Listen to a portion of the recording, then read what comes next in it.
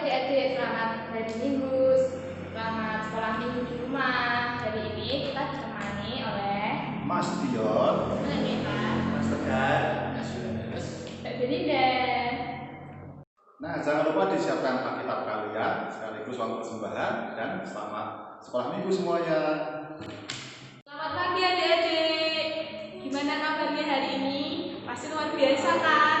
Nah, kita kembali lagi di sekolah minggu pada hari ini.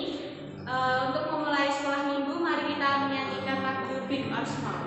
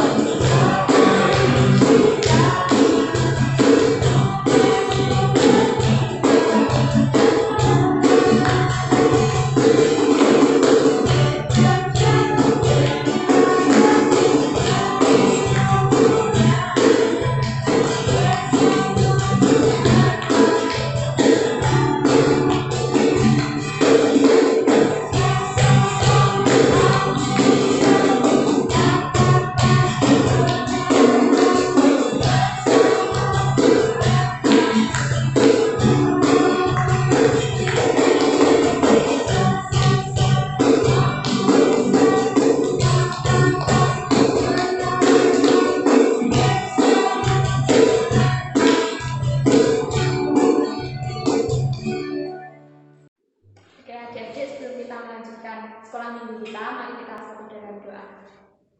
Selamat pagi ya Tuhan, terima kasih atas berkat-Mu. Sebentar kami akan memulai sekolah minggu kami, kiranya Engkau yang selalu menyertai kami dari awal pertengahan hingga akhir. Tuhan berkatilah anak-anak-Mu ya Bapak yang akan melakukan sekolah minggu. Tuhan, Engkau selalu menyertai mereka. Bapak, kami juga tak lupa berdoa untuk anak-anak-Mu yang saat ini sedang sakit, kiranya Engkau yang selalu memberikan kekuatan, kesehatan, Engkau selalu menyembuhkan dalam penyakitnya. Terima kasih ya Tuhan, haleluya, amin. Masih semangat adik-adik? Kalau masih semangat, mari kita bangkit berdiri, kita mau menyanyikan Jalan Serta Yesus.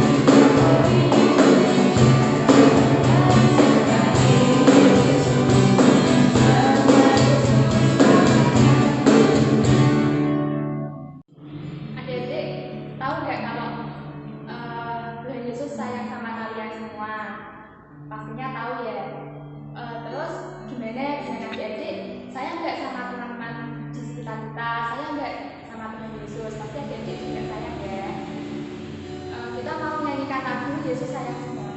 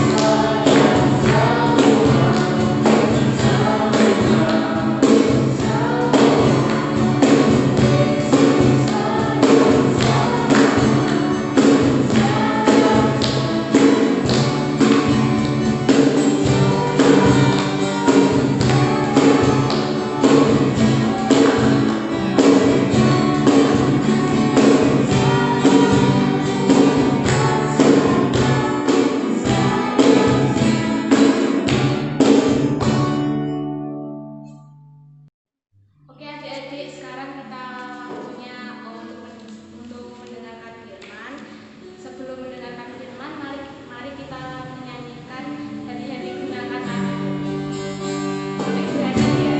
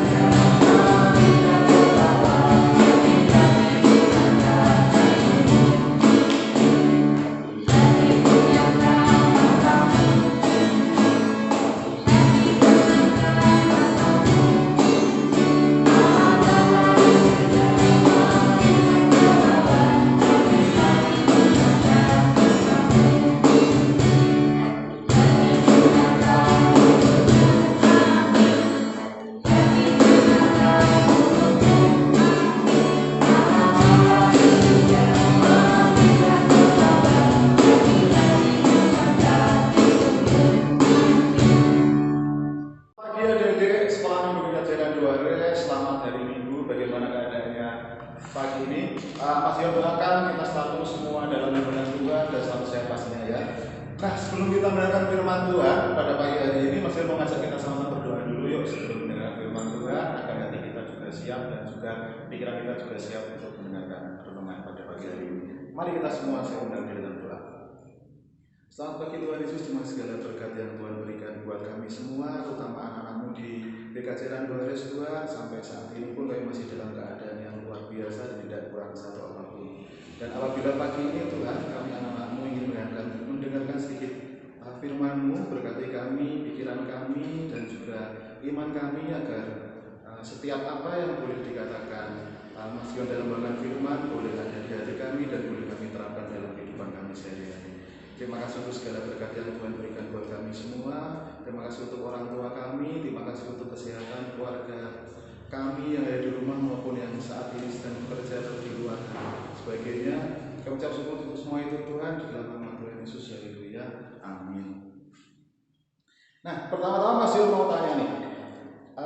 Di dalam negara kita kan pasti mempunyai pemimpin ya, betul? Pimpinan negara kita itu dinamakan presiden. Nah, siapa presiden kita? Presiden kita adalah yang digambar, yang Mas Yon bawa.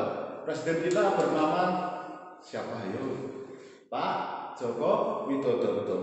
Pak Jokowi ini, atau bisa kita sebut Pak Jokowi ya, Joko Widodo, atau bisa kita sebut Pak Jokowi. Ini bertugas sebagai pemimpin bangsa ini atau negara Indonesia ini, dan beliau itu mempunyai tugas untuk mensejahterakan seluruh rakyat Indonesia, baik itu dari Sabang sampai Merauke.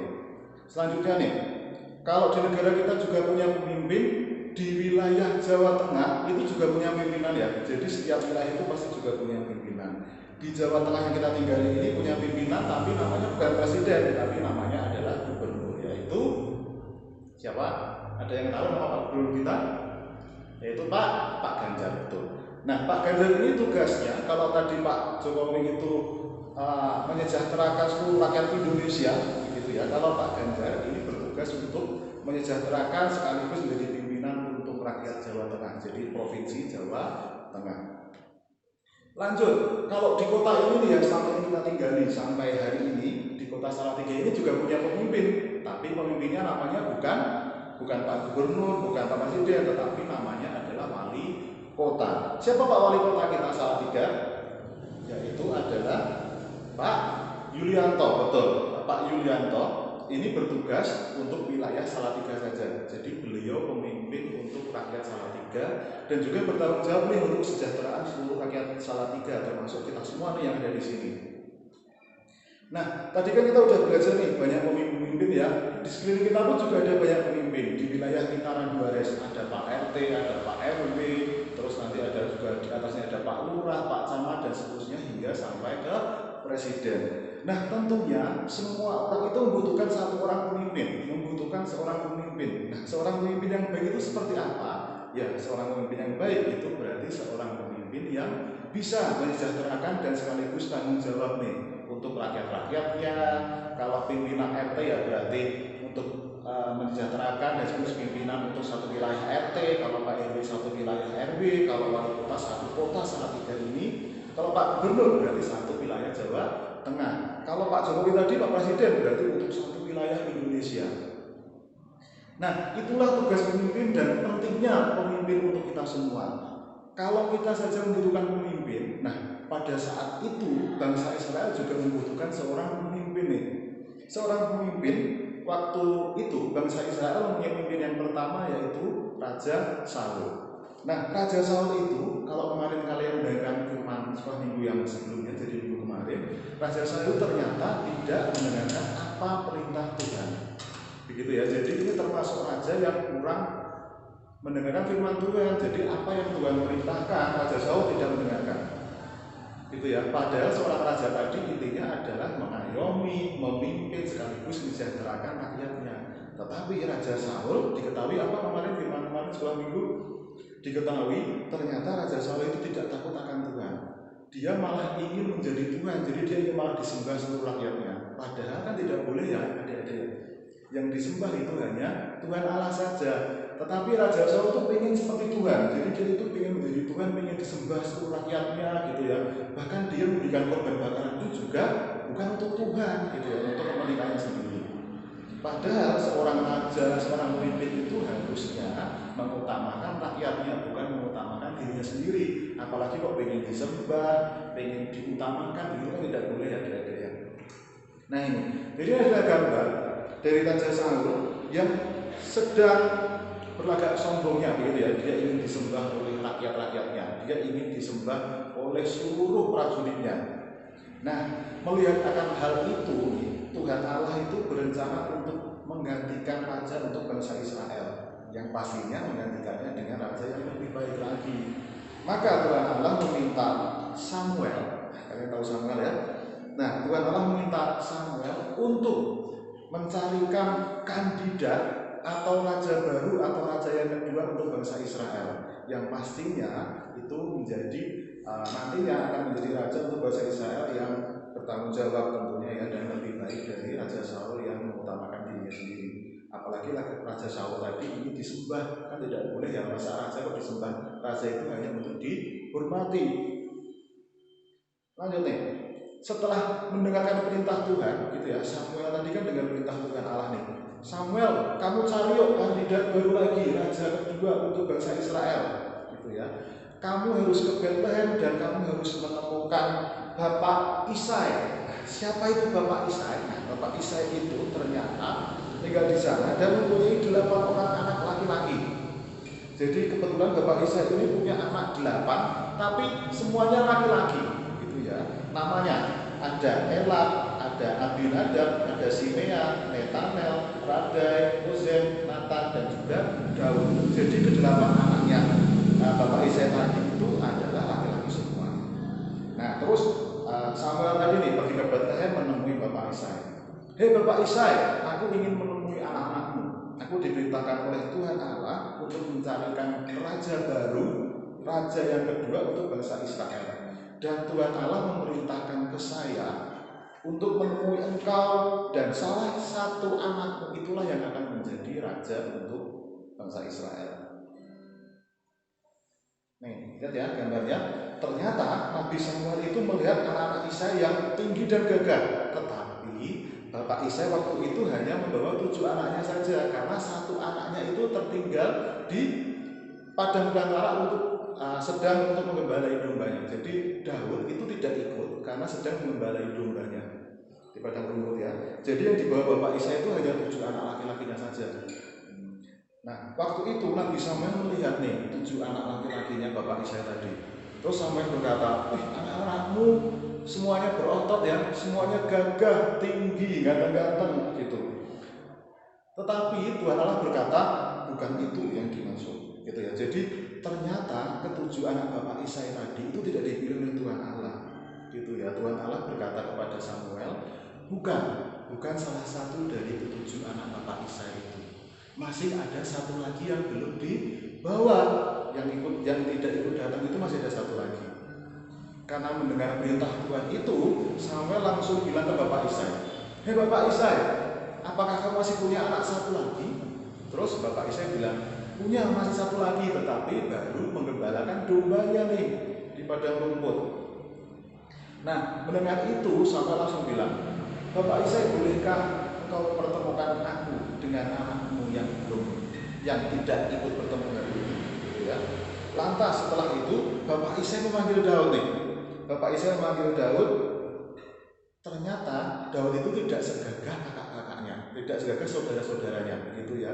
Walaupun saudara-saudaranya itu gagah, terus kalau dilihat itu ya bisa tinggi, gagah, kekar, punya otot, dan seakan mungkin kalau berantem itu mungkin menjadi pemenangnya ya karena berotot, gagah, tinggi. Tetapi Daud itu dengan parasnya itu yang kecil begitu ya, jadi kondisi tubuhnya itu tidak terlalu tinggi, tidak terlalu berotot seperti saudara-saudaranya yang lain. Oke, ternyata melihat itu, walaupun Samuel sempat melihat Daud kok tidak kekar, Daud kok tidak berotot seperti kakak-kakaknya atau saudara-saudaranya, Daud kok tidak berpostur tinggi seperti saudara-saudaranya, tetapi saat itu Tuhan Allah berfirman, bangkitlah, urapilah dia, sebab dialah yang maksud. Jadi Tuhan Allah bermaksud, yang dimaksud Tuhan Allah untuk menggantikan Raja Saul itu Daud tadi. Begitu. Lanjut ya. Terus setelah itu mendengarkan perintah Tuhan itu, Nabi Samuel yang patuh akan Tuhan ya, langsung mengambil tabung tanduk berisi minyak dan mengurapilah Daud. Jadi Daud diurapi untuk menjadi raja begitu. Ya. Dan sejak saat itu Roh Tuhan berkuasa atas diri Daud. Dari cerita tadi kita bisa mengambil kesimpulan ya, kalau ternyata Tuhan Allah itu tidak memandang apapun yang ada di visi kita. Tuhan Allah itu nggak melihat loh kulitmu hitam atau putih. Tuhan Allah nggak melihat loh badanmu tinggi atau kurang tinggi. Tuhan Allah nggak melihat loh badanmu itu kekar atau tidak kekar, tubuhmu berotot atau tidak berotot. Tuhan itu tidak melihat kamu ganteng apa kurang ganteng, kamu cantik apa kurang cantik, itu nggak melihat itu ya ternyata. Tetapi Tuhan Allah itu melihat dari kedalaman hatinya. Itu kita tahu cerita tadi.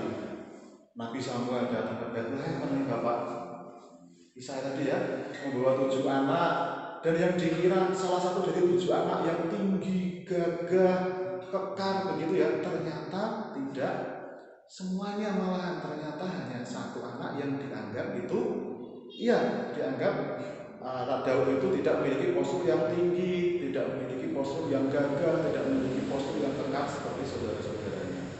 Nah, itulah bukti bahwa Tuhan Allah itu tidak pernah melihat outside kita, atau Tuhan itu tidak pernah melihat dari apa sih yang dilihat manusia, tapi Dia melihat itu dari hati kita sendiri. Nah, belajar dari Daud tadi adik-adik. Sekarang adik-adik, kalau adik-adik masih merasa kurang percaya diri, adik-adik masih merasa sekarang aku pantas gak ya jadi anak Tuhan, aku pantas gak ya jadi pengikut Kristus. Nah, jangan pernah berkata seperti itu, karena Tuhan ternyata melihat itu dari hati kita, gitu ya. Jangan pernah kalian menganggap remeh orang lain itu menjadi sebuah beban untuk kalian, tetapi tidak usah diperhatikan, karena ternyata Tuhan itu melihat hati kita seperti Tuhan melihat Daud tadi. Begitu. Nah, itulah kisah tentang Daud yang diurapi dan akhirnya nanti menjadi raja kedua untuk bangsa Israel. Nah, semoga dari kisah Daud tadi kita boleh belajar lagi, lebih percaya diri lagi, dan semakin percaya kalau kita pantas untuk menjadi seorang pemimpin dan juga pengikut Kristus untuk kehidupan kita selanjutnya. Begitu. Amin ya. Kita mau berdoa terlebih dahulu. Kita mau berdoa untuk firman hari ini dan kita mengucap syukur sama Tuhan untuk segala apa yang diberikan sama Tuhan buat kita semua. Mari kita sembah. Terima kasih Tuhan Yesus untuk segala berkat yang Tuhan boleh berikan kami anak-anak yang ada di sini. Kami semua Kau berikan waktu sejenak untuk mendengarkan firman-Mu ini. Berkati kami Tuhan agar firman tadi yang Kau berikan kami boleh belajar dari Daud. Walaupun Daud mungkin dari segi fisik kurang tinggi, kurang kekar, kurang gagah dibanding saudara-saudaranya, tetapi dari kita tadi Tuhan Allah tidak melihat fisiknya. Tuhan Allah tidak pernah melihat apa yang dilihat manusia, tetapi Tuhan Allah melihat hatinya seseorang tersebut, apakah dia pantas untuk menjadi pengikut Kristus dan terutama untuk menjadi seorang raja. Kami mau belajar dari Daud Tuhan, kami mau belajar untuk seperti Daud, agar hati kami saat ini selalu percaya akan Engkau, hati kami selalu menjadi pengikut-Mu, dan kami boleh memancarkan sinar dan berkat kami untuk saudara-saudara kami, untuk orang tua kami, dan seluruh orang yang boleh kami jumpai. Terima kasih Tuhan Yesus, di dalam nama Tuhan Yesus kami bersyukur dan berdoa. Haleluya. Amin. Adik-adik tahu nggak tadi firman yang telah disampaikan sama Mas Dio tadi apa ya? Pasti tahu lah ya, karena Daud menggantikan Saul sebagai raja dan diurapi. Tuhan memilih kita sebagai raja itu bukan karena dari luar kita seperti fisik kita, tapi Tuhan itu memilih kita itu dari dalam hati kita, karena pandangan orang dari luar itu belum tentu baik. Jadi kita mau menyanyikan lagu Aku Anak Raja.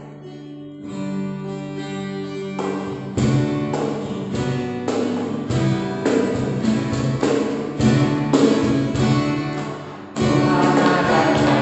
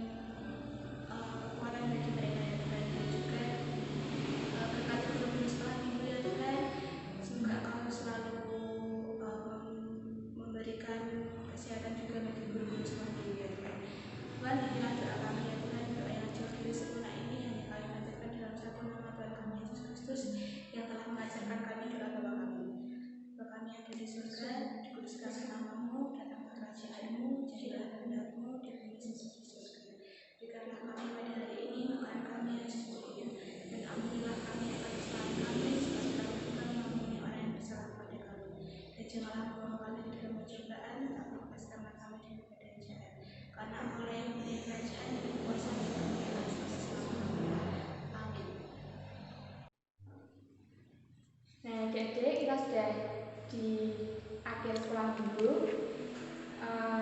Semoga adik-adik sekolah minggu di rumah tetap tersenyum ya adik-adik. Kita untuk mengakhiri sekolah minggu kita, mari kita menyanyikan lagu Tetap Tersenyum.